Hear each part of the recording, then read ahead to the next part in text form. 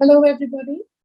Welcome to another interesting session of Muskaan, an initiative of Prabha Khaitan Foundation for All and Education for All Trust, presented by Sri Cement Limited. Prabha Khaitan Foundation is an organization based in Kolkata, founded by late Dr. Prabha Khaitan, dedicated to socio-cultural welfare and humanitarian causes. The Foundation's initiative Muskaan aims at popularizing heritage literature and culture nationwide among children and young adults by weaving it into formal and informal education through various student activities. Some of the ways adopted to do this are cultural programs, storytelling sessions, theater, dance, music, and art, which are organized via collaborations with our national and international associations and institutes, both pan India and overseas network of schools, educational and art institutions. Today we have amongst us Ms. Urvashi Warman. Ms. Warman is the principal of the Palace School, Jodhpur, a strong advocate of inclusive education. She has been instrumental in opening the first multidisciplinary cell in her school that caters to the students with special needs. Magic Pie, the SEN cell within the school, has special educators, an occupational therapist, and a speech therapist who ensure that the school environment is sensitive towards inclusion.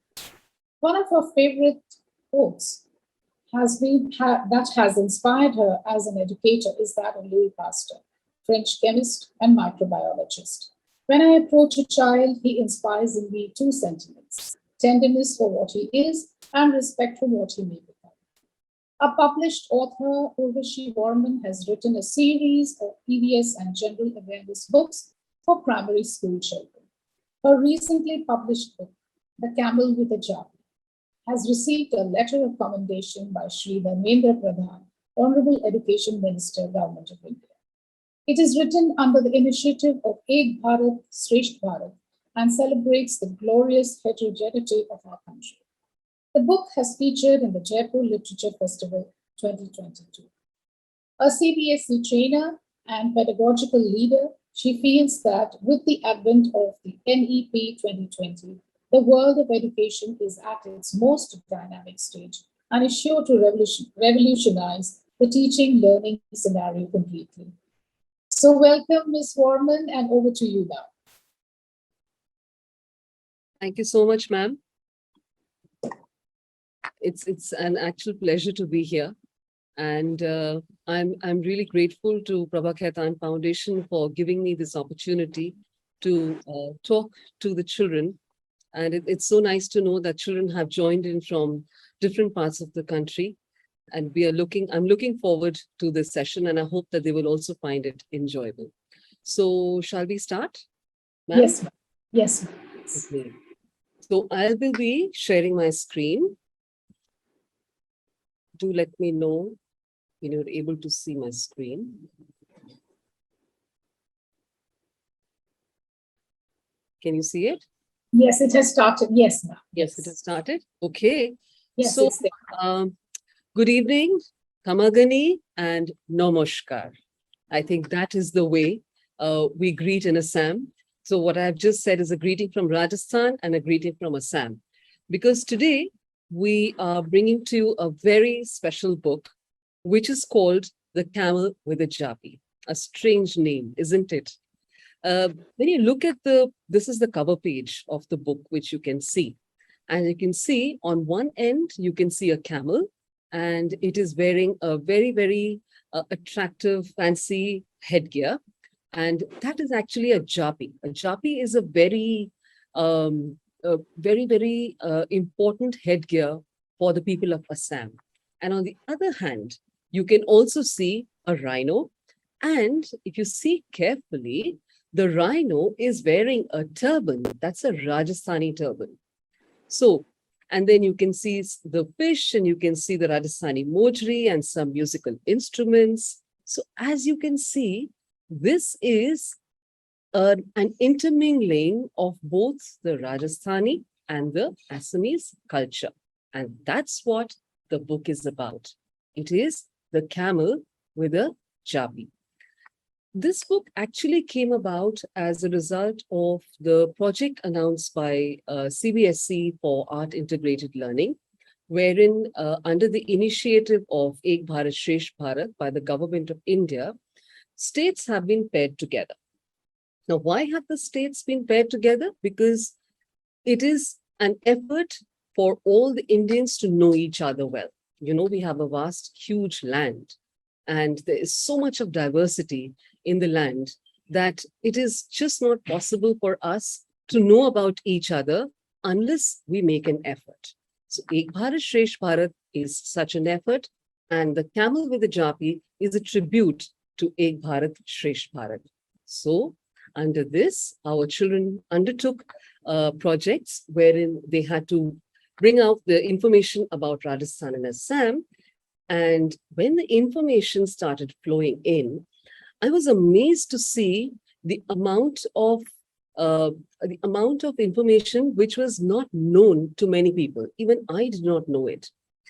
And we all decided it would be such a waste if this information does not reach out to a larger audience.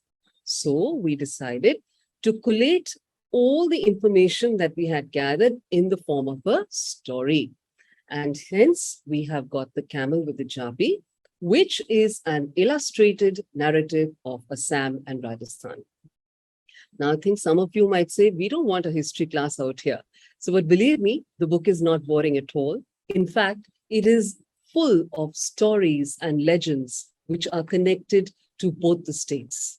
And while doing the book, we realized there were a lot of things which were in common, yet there were many things which are very different from each other.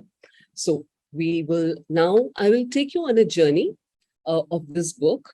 And this session is divided into two parts. So in the first part, I will talk to you about some of the stories, incidents, legends, which have been mentioned in the book. And in the second part, I will tell you that in case you ever think of becoming an author, then what are the tips that you should keep in mind while writing the book? Okay, so here we go. I'm now introducing you to the main characters of the book.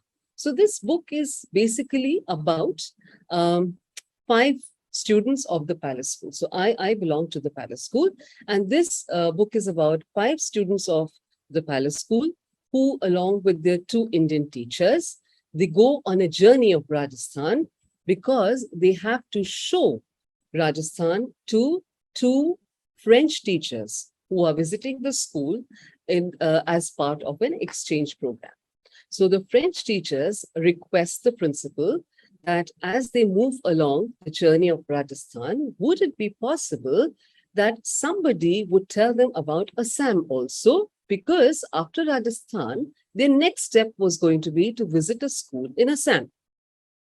And so keeping that in mind, the principal, she selected 5 students. So 3 of them are here in front of you. It is Priyambada, Meera, and Debina.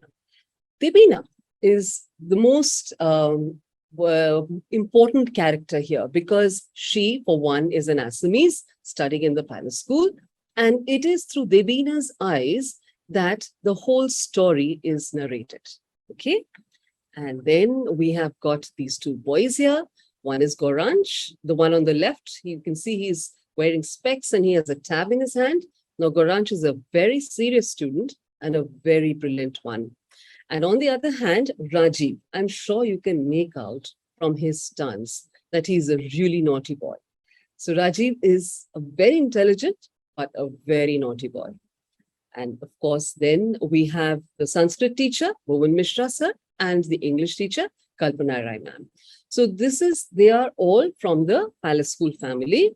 And here we have the 2 French teachers, Gaidik and Jean-Pierre. So they visit the Palace School, and the group that we spoke of right now, they take them on a physical journey of Rajasthan, visiting different kinds of different cities and districts and cities of Rajasthan. And all along, they also get to know more about Assam. Okay.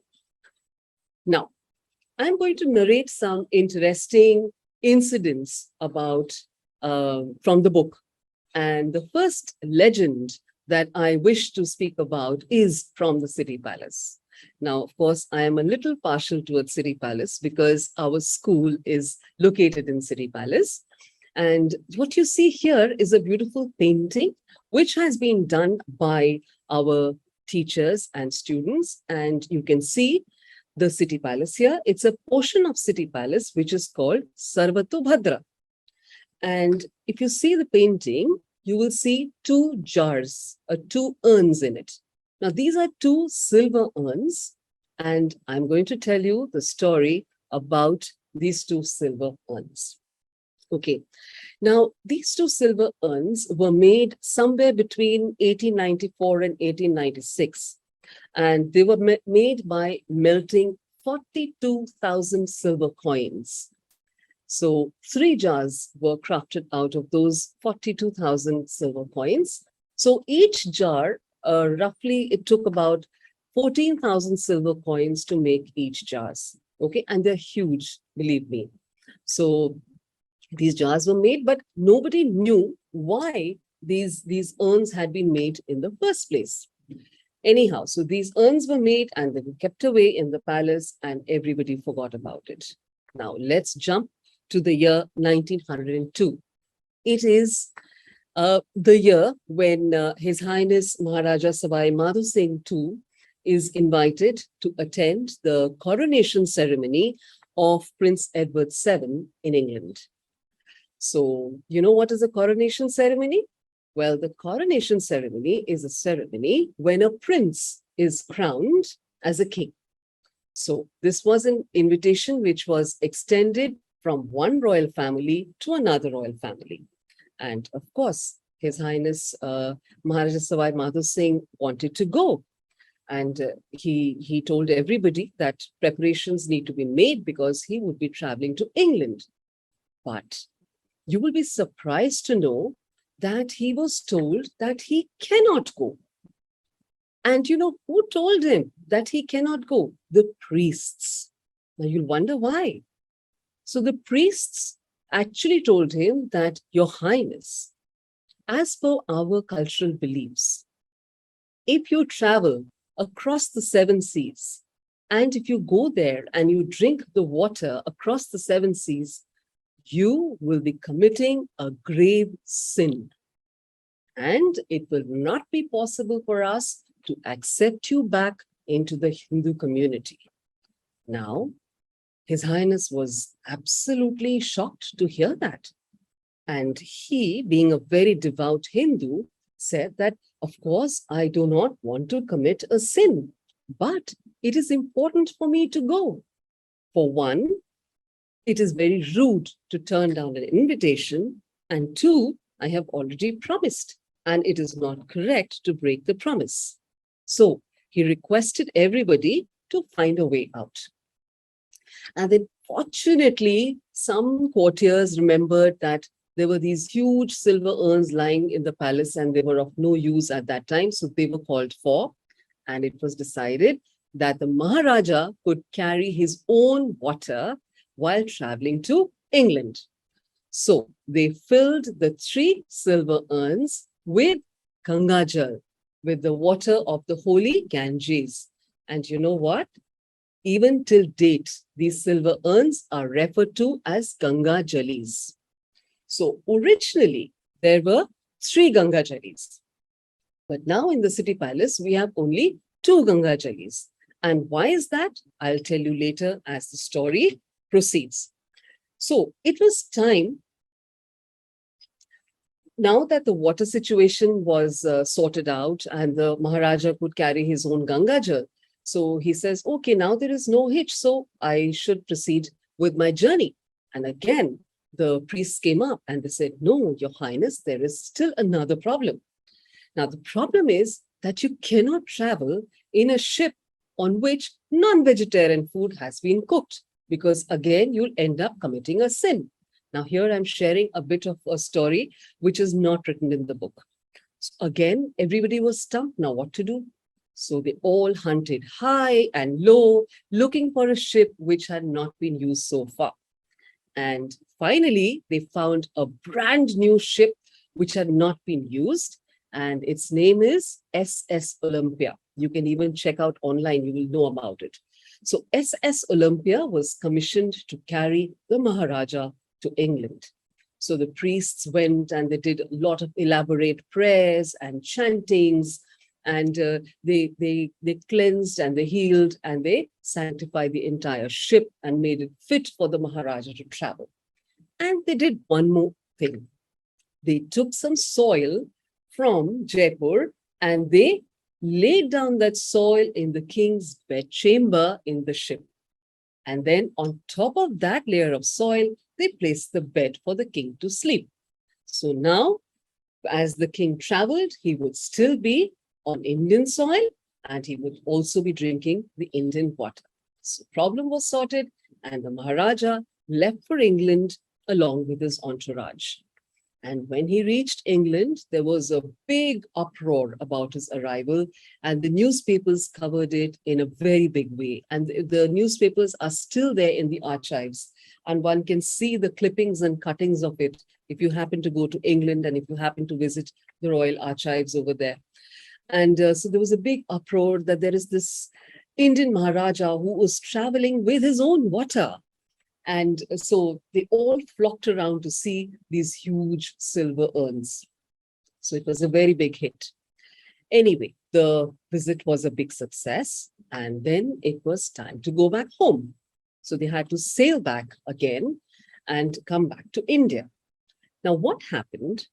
On the way back, they hit a huge storm in the sea. It was a big storm in the sea. And there were huge waves which were crashing against the ship, and the ship was swaying precariously from one end to another. And everybody was frightened that the ship would capsize. And the priests were petrified, and they said, Maharaja Sahab, looks like the Lord of the ocean, Lord Varuna, is very angry with you. So again, the Maharaja says, but why is he angry with me? He says, no, that is why there is a storm in the ship, around the ship. And if we don't do anything, we will all drown. So the Maharaja also gets worried and he says, well, you need to find out what can we do so that we can appease Lord Varuna. So the priests again start their prayers and they start their chanting. And then they decide, they said, the only way to appease Lord Varuna is to offer him the Ganga Jal. And you know what they did? They took one of these huge silver urns filled with Ganga Jal and they toppled it from the ship deep into the ocean. And it is said that even till date, this one huge silver urn still lies somewhere deep down into the ocean. And so only two of these urns, two of these Ganga Jalis came back. See, this is the picture of the actual Ganga Jali. So next time when you visit the city palace, you will know the story and you can share it with your family and friends. And you must remember, this is not an imaginary story. This is recorded legend. It is there to find. We can all find out about this. You can read about it. Okay. So we have spoken about a palace in Rajasthan. Let's talk about a palace in Assam now. So like Rajasthan, so Rajasthan is a land full of forts and palaces. Assam also has its share of forts and palaces, but not as many as Rajasthan. So I'm going to talk to you about a very well-known palace of Assam, and it is called the Ahom Raja's Palace.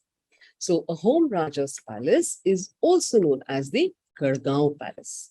Now, there is no particular story associated, but some interesting facts. Now, this is a painting of the Ahom Raja's Palace.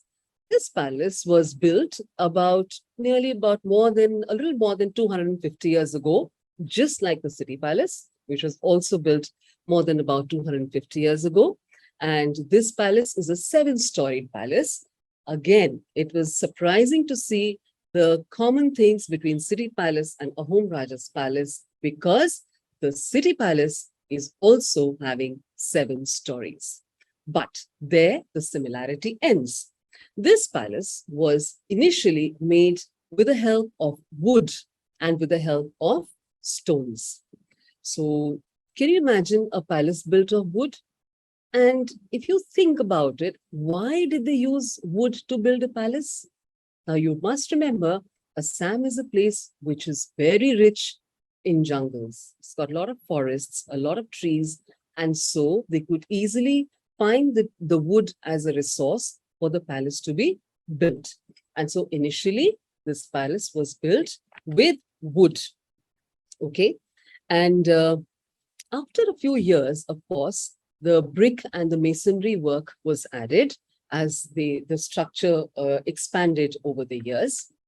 The most important thing for you to hear over here is, you'll find it very interesting that to build the palace, once they started using bricks, you know what they used as mortar? There was no cement those days. Cement had not yet been invented. So what did they use to bind the boulders and the rocks together so that the structure could stand? You will be amazed to know. They used something which is found in everybody's kitchen. They used eggs and rice. Yes, they used eggs and rice to bind the boulders together so that they could have a structure standing.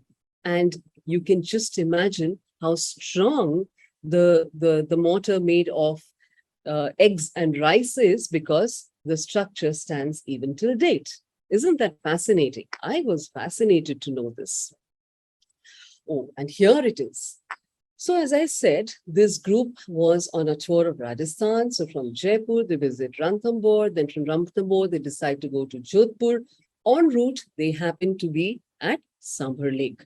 So this is a picture of Sambhar Lake. It is one of the saltwater lakes of our country. You can see the mounds of salt in the painting. And look at these birds, these beautiful birds. Yes, these are pink flamingos. And you will find pink flamingos around the Sambhar Lake area if you happen to visit Rajasthan in November, December, January, February. This is the time when migratory birds come to Rajasthan. And we have thousands of birds and hundreds of different kinds of birds that visit Rajasthan during the winter season. So a lot of them come and they flock around the Sambhar Lake. Many of them come to Jaipur also around the Mansagar Lake. So this is the painting of the pink flamingos. Now, here is another painting, and this is of Jodhpur. So when this group, as I said, they have been traveling to different cities, Jodhpur, Udaipur, Barmer, Jaisalmer. So this is Jodhpur. And as you can see there's a lot of blue color being used here. Do you know why? Because Jodhpur is also known as the Blue City. Jodhpur has got two sobriquets. You know what are sobriquets? So those are nicknames. And the second name, which is used sometimes for people. You know, many of us have had nicknames when we were young. So Jodhpur is also called as the Sun City or the Blue City. Sun City, you know, because it's a place which gets very bright sunlight as it is so close to the desert. And the reason why it is called Blue City, when we were doing the research, we came across two reasons for it. Now, I'll be honest, I don't know whether the two reasons are correct or not, but they were interesting. So we include them in the book with a disclaimer that we don't know whether this is a fact. But the reason why this city was painted blue was, one, of course, it is said that the blue color helped to keep the homes cooler, as it is like really hot in this place. Secondly, it is said that all the Brahmin houses, you know, houses where the Brahmins were staying, they were painted blue so that they could be identified, because it was the king's duty to protect all his subjects. And they took very special care of the Brahmins. So they said it was easier to identify a Brahmin family if the house of a Brahmin family was painted blue. So this is the reason we were able to find out In case any of you know any other reason why Jodhpur is a blue city, please do share it with me. I'll be very happy to know that. So, in fact, when we talk of sobriquets, you should know, I'm sure you know about Jaipur. It is very famous as the Pink City. There's a story for that, but I will not go into it right now. Udaipur is also called the White City. Okay. And Udaipur is also called the Venice of the East. So, and it is a very beautiful place. Now, look at this. If there is a Venice of the East in Udaipur, you have a Switzerland of the East in Assam. Is anybody aware which place in Assam is called the Switzerland of the East? Well, it is Haflong. It's a very beautiful place. Maybe you could plan your next holiday to Haflong. And of course, even Guwahati. Guwahati is called as the gateway to the Northeast. And there is another place in Assam. It is called Tezpur. And Tezpur, do you know what Tezpur is called? It is called as the city of blood. Oh yes, a very dangerous name. The city of blood.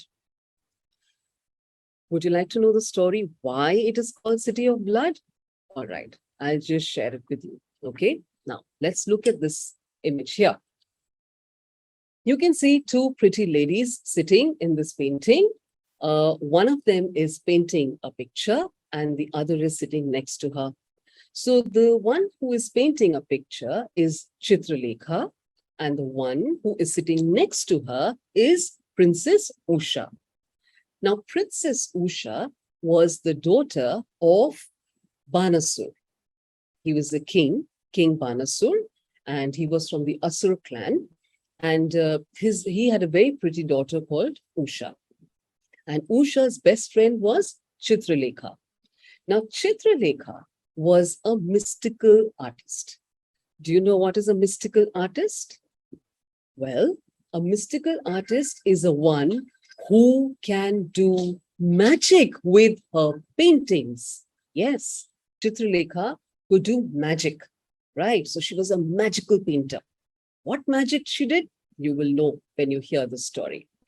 So one day, Usha had a dream. And in the dream, Usha saw a very handsome prince who was also very kind-hearted. He was very compassionate and very courageous. He was such a wonderful person that Usha decided that I will marry him only.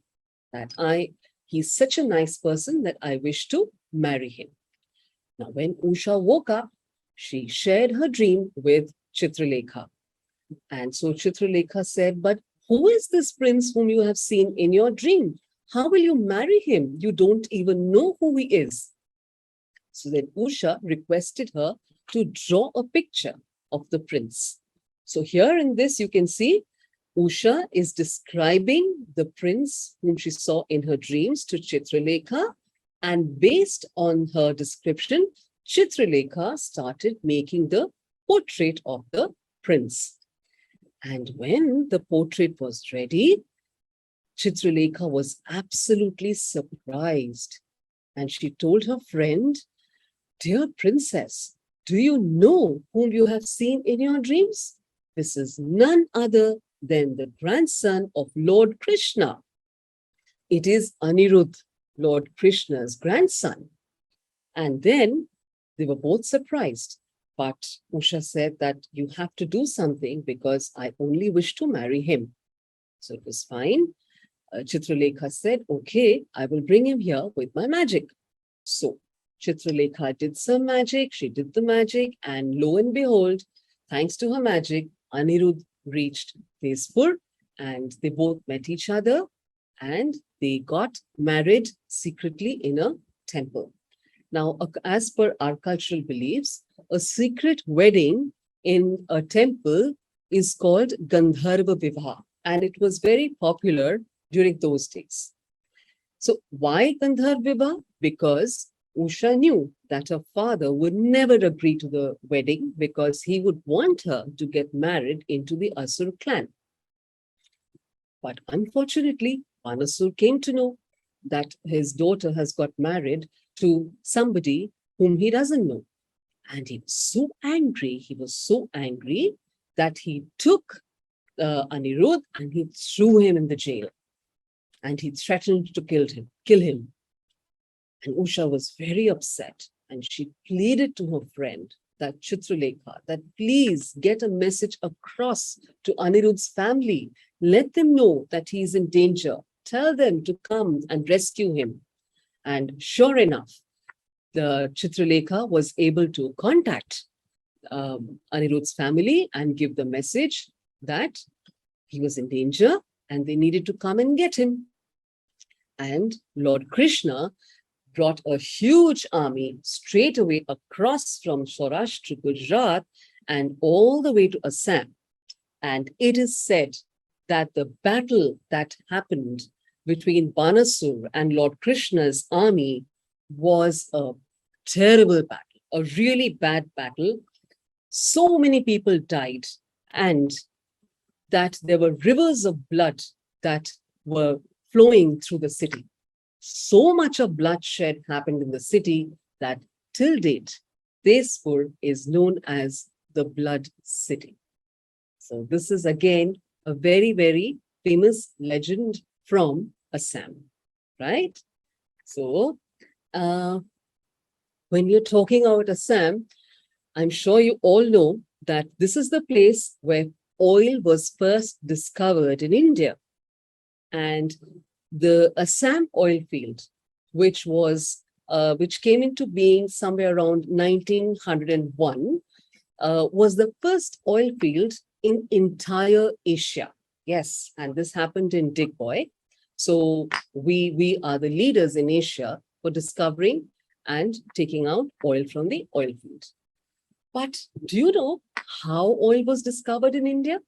So again, a very interesting anecdote is connected to how oil was discovered in India. So we are in Assam, and I told you there are big jungles there. And as you can see in this picture, there is an elephant. And so the British were definitely looking for black gold. Oil is also called black gold. And at the same time, they were laying down their railway lines. So, and they had used certain elephants to go to the jungle and to carry a log of wood to the site of the construction of the railway line. Then suddenly they realized one day that every time some elephants walking out from a specific area, they walked out, their legs would be very dirty and they would be leaving these black marks on the ground wherever they walked. So when they touched the elephant's leg, they found that it to be very, very oily. So Sachin Badlani, we'll let you ask questions later, okay? You can put your hand down. Okay, so it was very oily. So the British officers, they followed the elephant from where the elephants came. And there they were absolutely surprised to see that there was oil to be found over there. And that is how oil was found in Digboy. Okay. Oh yes, Digboy. Another anecdote connected to this story. So you must have heard of Digboy, right? So Digboy is the birthplace of the Indian oil industry. All right. And do you know why Digboy is called Digboy? Well, it's a very amusing story. So as I just told you that the British found that there was oil in this area. And so, of course, they put the men to task. And, they used to treat our Indian men very poorly. They were treated like slaves. And they were told to dig deeper and deeper and deeper so that they could take the oil out. And whenever these poor men thought of taking a break, they would sit down. Some British gentleman would come with a whip in the hand and he would whip them and say, "Come on, dig deeper. Boy, get up. You can't sit down like that, you lazy hulk. Dig, boy, dig, boy." And dig, boy, dig became Digboy. And that's how the place where oil was first discovered came to be known as Digboy. Imagine I'm just telling you a few incidents about our country. Our entire nation would be full of such stories. And won't it be fun to discover our country through these stories? Isn't it? So I'm sure that if you also decide to know more about your country and you start doing some research, you will definitely get something interesting to come up. Okay, since we are short of time, what I'm going to do now is I am going to read out my favorite passage to you from the book. Okay, this passage is from the chapter called Hail Mewar. Okay, you know Mewar? Mewar is a region of Udaipur and around Udaipur, like Kumbhalgarh, Chittorgarh, and all the areas around Udaipur. This region is called Mewar. Now, why is this region my favorite? Because this land of Mewar has produced some of the bravest and the most courageous people India has ever known. And we are proud of them. So I will just quickly tell you why this land is my favorite in India. Okay, so here's the passage of Hail Mewar. Mewar is the land that evokes memories of valor, honor, and glory. The legendary figures of Mewar make this place the epitome of defiance and custodianship of their heritage, even at the cost of their own lives. Defiance was a jewel adorned not only by the men, but even the women of this region. This is the land of the beautiful Rani Padmini, who defied the evil intentions of Alauddin Khilji by preferring to immolate herself, means burn herself in the holy fire of Johar, rather than surrendering to the enemy. This is the land of Panadhai, who sacrificed her own son to save the future king of Mewar. This is the land of Mirabai, who defied all customs, traditions, and conventions for her steadfast and unequaled devotion of Lord Krishna. The land of Hadirani, who sent across her chopped head as a memento to her husband so he would not get distracted by her presence during wartime. The land of Rana Kumbha, a giant of a personality who fought tirelessly to keep invaders at bay. This is the land of Rana Sanga, whose valor did not abate even upon losing an eye and an arm. He proved to be one of the toughest opponents of the Mughal Sultanates. Mewar shall ever sing the glories of Jaimalan Patta, who died in the defense of Chittorgarh, fighting till their last breath against the invading armies of Akbar. And Mewar will forever remain indebted to Gora and Badal, who also valiantly put their life at stake to save the honor of Chittorgarh. The saga of the legendary heroes of Mewar would be incomplete without speaking about Maharana Pratap, one of the greatest heroes of Indian history. So for the moment, I'll just be reading this much. You know, if we talk about Maharana Pratap, there is so much to talk about him. There's so much to know about him. Much respected and revered personality in Indian history. So this is what the book I have just narrated a few of the stories which are connected to the book. And I think now it's also time that we come on to the second segment of this presentation. If any of you have got inspired to do some writing of your own, to know more about your land, I am now going to share a few tips with you. So if you have your pencil and paper next to you, maybe you may like to note down a few points, okay? So right now, you are on a journey as a reader, and now I'm going to show you the path to become a writer. It's not difficult, believe me. It's a very interesting thing to do, and the best way to educate yourself and to share your knowledge with all. All right, so here we go. Are you ready?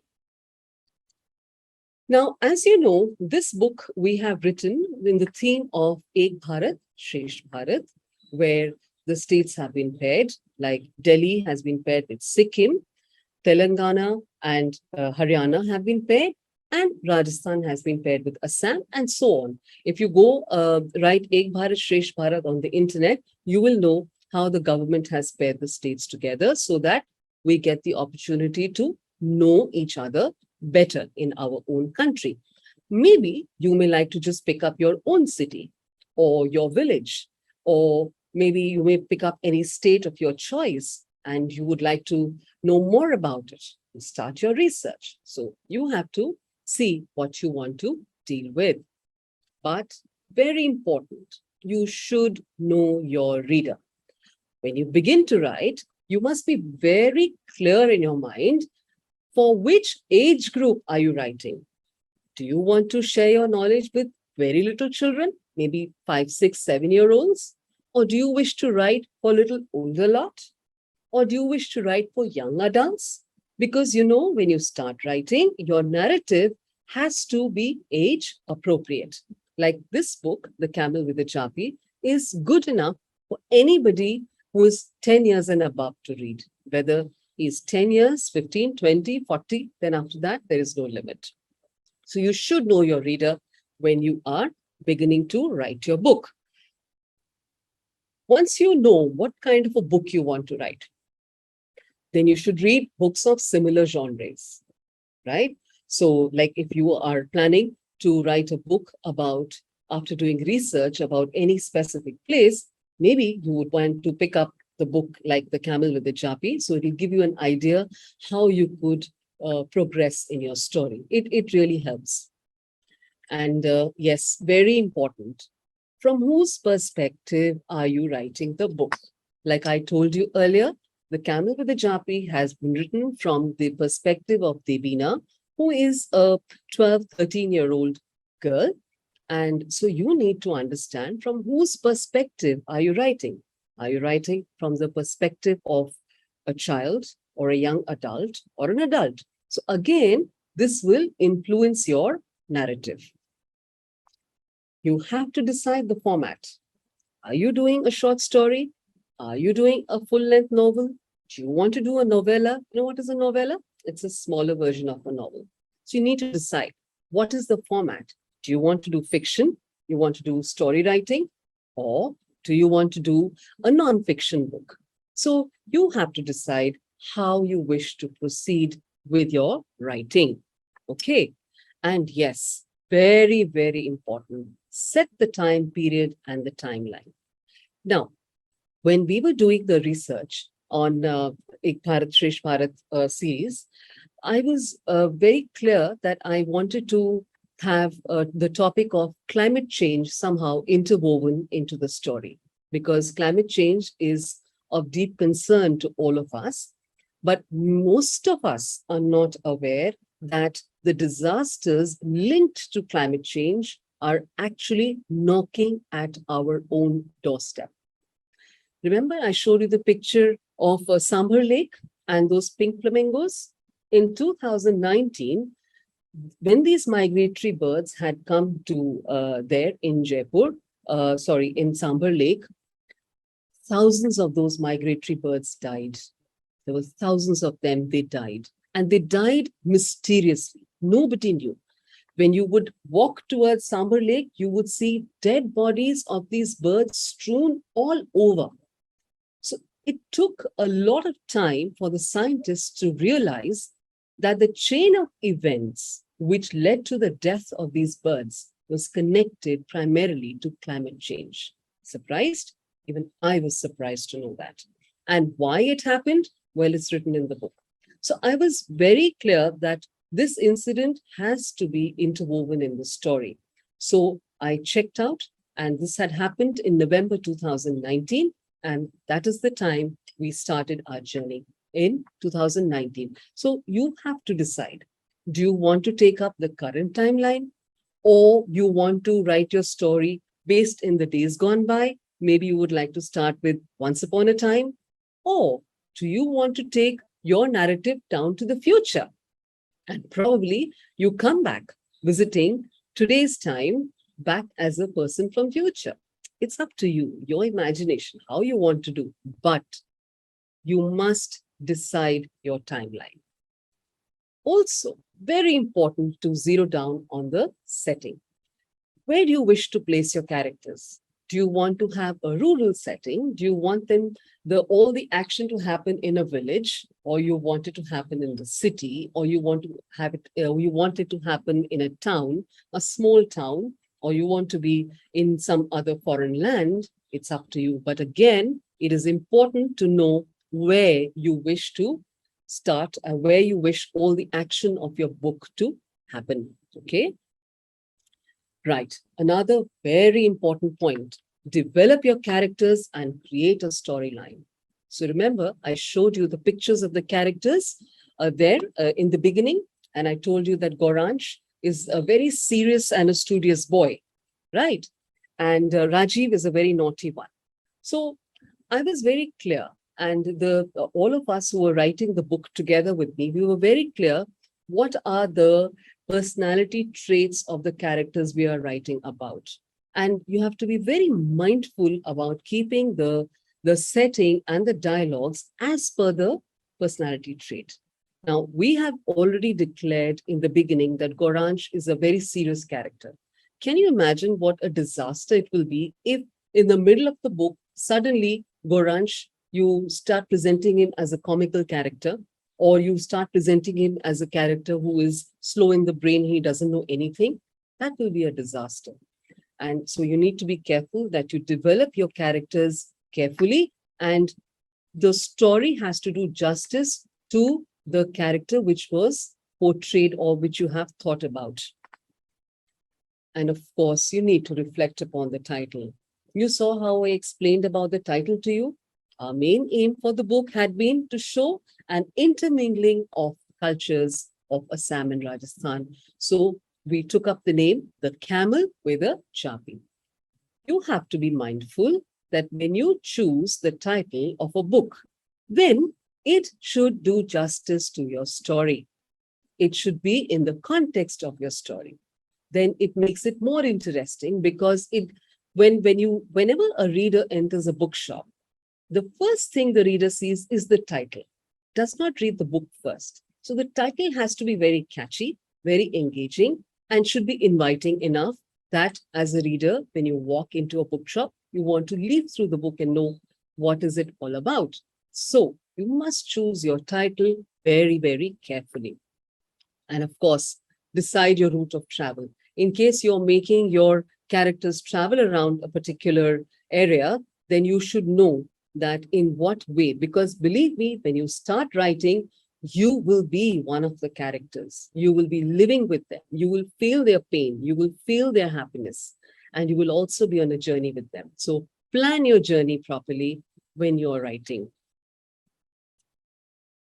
Yes, a lot of incidental learnings and interesting information should be woven in the story. So if you are doing some research and you happen to come across something interesting, then you have to weave it with the story. Like I just told you, the interesting information about how climate change is knocking at our doorsteps. Well, that has been taken and it has been woven in the story. So it leaves the reader and the writer, both are left enriched. This is a very important point. You have to be sensitive about your character portrayal. Be mindful and sensitive towards the culture of the place you're writing about, as it may be outside your own culture, right? You have to be very careful that if you're writing about somebody who is not from your culture, be careful and sensitive. You do not offend their cultural sensibilities. You should not show any disrespect to anybody's cultural beliefs or religious beliefs. Okay, it is very, very important that you show utter respect to the people about whom you're writing. It's very important. Oh yes, a very, very important one. You have to ensure you have a conflict included in the story. Your novel will become a very lengthy, boring report if there is no conflict. What do you mean by conflict? Conflict means you have to have some kind of a tussle shown whether it is an external conflict or an internal conflict. External conflict can be situational. Like in the book, we have added a scene of robbery. We have added a scene of suspected murder. We have added a scene of kidnapping. So, when you are writing these elements, I'm not saying always keep robbery and murder and kidnapping in your stories, but it's just an example to show what an external conflict can be all about. An internal conflict, if one of your characters is battling with some moral concern, with something to do with values, and is being challenged, his values are being challenged, or his integrity is being questioned, which brings a conflict within. Even those can be brought out very beautifully, and it will add a lot of depth to your writing. You have to ensure that you have a touch of humor. Otherwise, your book, your writing will be very, very boring. Most important, if you're doing a research, you should know where to surf and what to surf on the internet. See, everything that you read on the internet is not correct. There is a lot of false information which is floating about. So you have to be very, very careful that you are approaching only the trusted sites. And this, please be mindful about this, even if you're doing your projects. If you're doing some research for your school projects, even then you need to be careful from where you are getting your information, because there is a lot of misinformation on the internet. So keep noting down the web links you have accessed to get your information. It is very, very important, because if you don't do that, if you do not give credit to the source of your information, you will be breaking a law. Yes, you will be committing plagiarism. You know what is plagiarism? It means you are copying from a book or copying from the internet. It is akin to copying if you do not mention the source from where you have got the information. And that, my dear, is a crime. So you have to be very careful that you give credit to the source of your information. So this applies not only to information, it also applies if you are looking for some illustrations, photographs from the internet. Okay, make sure that you are only using copyright images. If you are going to download those images, use it for your projects or for any other work, make sure they are only copyright images. Otherwise, it is called plagiarism, and that is not good at all. So you have to be very, very mindful about this. Keep talking to people around you, very, very important, because people will guide you and give you a good direction to your work and leave food for thought. So like the book, Camel with a Japi, gets the student to think about topics like gender stereotype, gender equality, certain cultural beliefs, okay? And even about the economic state of our country, how we have developed. There should be food for thought for the reader, because again, it leaves the reader enriched and it adds depth to your writing. Oh yes, beware of poetic licenses. This is very dangerous and very interesting. So I was actually taken aback to see that every site said that Maharana Pratap was a gigantic personality. He was 7 foot tall. He used to use a spear which was 80 kilos in weight. He carried 2 swords which were 25 kgs each. His footwear was 5 kilos each. And it was there all over. And I said, wow, what a personality, what a giant of a personality. And I did incorporate that as part of the writing and as part of the research work. But fortunately, remember I told you keep talking to people? So I was fortunate to talk to one of the descendants of Maharana Pratap's family and also a renowned historian, Dr. Reema Ahuja. So the family member from Rana Pratap's descending family, he said, certainly not. Maharana Pratap was not very tall. He was not very heavily built. If you go to City Palace, you will find that his clothes have been displayed and he had a very normal stature. I was confused because the internet was saying something else. So I consulted a historian and she said, she said, Urvashi, these are poetic licenses which these writers, they just randomly pick up anything and they apply it and they pass it on as knowledge. In olden days, the kings used to hire poets, and these poets would eulogize the kings that they were writing about and make them look like larger than life personalities. So, to magnify the work done by the kings, they would attribute that thing to their physical attributes. Okay. And so they would write it as part of their poems. And people thought that this was actual information and history. And so we have to be very careful of poetic licenses on the internet. Be very careful. Always cross-check what information you have. And when you have written, be ready to write, rewrite, rewrite, and rewrite. Believe me, when you write, after 10 days, when you read what you have written, you may not like it, or you may have found a better information, or you may find a better way of putting it. So don't hesitate to redo your work again and again. And make sure you share your draft for reading with few neutral readers, because they will tell you whether it is whether the flow is coming up, whether it is too boring, whether it is too cumbersome to read, or whether the words, the sentences are too lengthy. You must get your feedback and then again rewrite. Most important, enjoy the process of happy writing. So these were some of the tips that I wish to share with you. So with that, I come to an end of my presentation.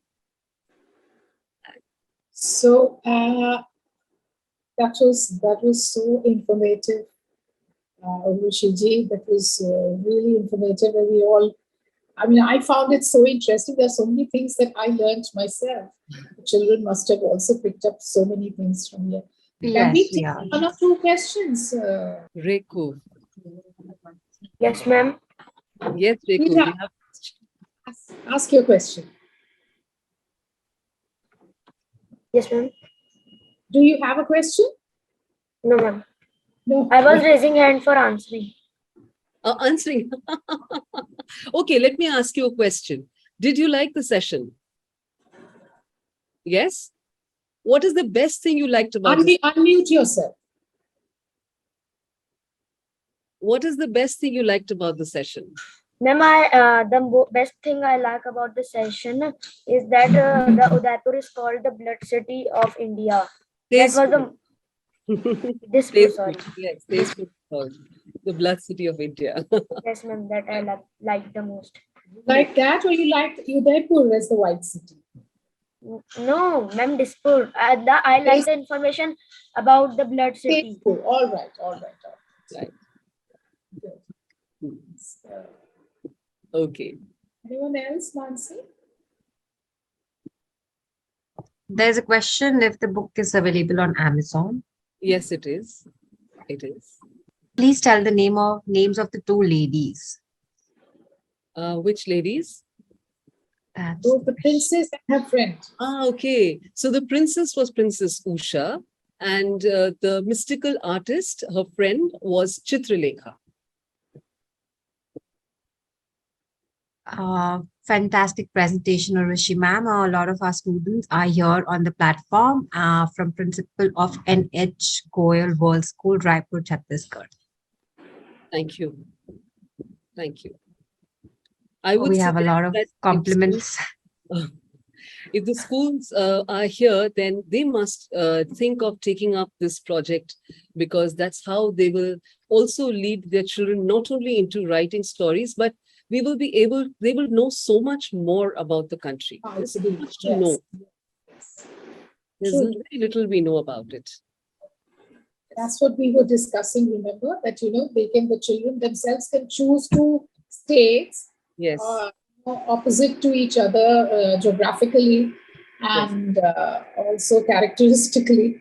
Yes. And they can do the research. It will be a very good project, actually. Very, very nice. What actually, you did it under this Ek Bharat, Shreshth Bharat. Yes. Yes. What? Very innovative, very nice. Yes, Rhythm, you want to ask a question? Unmute yourself. Yeah. Yes, ma'am. So the time when Urvashi ma'am was explaining about the flamingo story, I wasn't able to hear because of network issue. Can you please explain Oh. again? Okay. So maybe Rhythm, from which school are you? I'm NH Goel. NH Goel. Okay. So if NH Goel wants, and if Sumitra ma'am is okay with it, maybe we can share the presentation, the part where how to do the story writing can be shared with them. Right? Because Rhythm, we are short of time, so it'll be difficult to go over all the points. Okay? Right? And in case, ma'am, if a recording could be made available, then probably it could be shared. Yes, it will be uploaded on YouTube and I'll be sharing the link. Wonderful. So Rhythm, you can check out the YouTube link when you receive it. Okay? We will share the link, and of course, now NH Goel is actually not with us, on board with us. So I don't know whom to share it with. Like Okay. your teachers are there on board with Yeah. us. So when we put it up in the post, they can have a look. So I guess you will have to coordinate this. I think Abhya is there to ask a question. Unmute yourself. Excuse me, ma'am. I have a question. First of all, I really like the presentation. I think it was brilliant. And I really love the anecdotes that you shared about the great legendary philosophies about Indian Indian Maharajas and basically located at Jaipur. But I have a doubt. I like writing, and there are instances when I want to build a good plot twist and want to add some conflicts and make the reading a bit skeptical for the readers. So, ma'am, can you give some advices on how to make it? It all depends on what is the main plot of your story, right? As I said, a lot depends, and what are the characters involved, and what kind of a twist are you looking at, and what is the genre? Are you writing a mystery novel? Are you writing a mystery story, something to do with investigation, right? Or is it a narration of historical events? Or is it an adaptation of an older story into a newer context? You understand? So the context of the story is very important. Otherwise, it becomes a very generic question. There's no set answer to what you have asked. So a lot depends on what is the main plot of the story. That's how we can bring the conflict in. Does that answer your question? I don't know whether I understood your question correctly.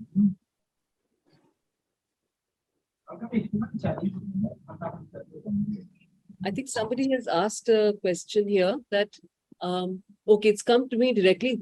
What inspired you for writing the book? Oh, I told you, it was an art integrated learning project. And such beautiful information came out that I thought that the child, student A does not know what information student B has gathered. Student B doesn't know what information student C has gathered. So it was very good to collate the whole thing into a story, because people remember more with stories. Otherwise, it's difficult. So there's a lot that you can learn and groom yourself and increase your knowledge bank if you become an avid reader. And I think Prabha Khaitan Foundation does a fantastic job of encouraging everybody to come into storytelling and reading. Prachi has a question. Yes, Prachi?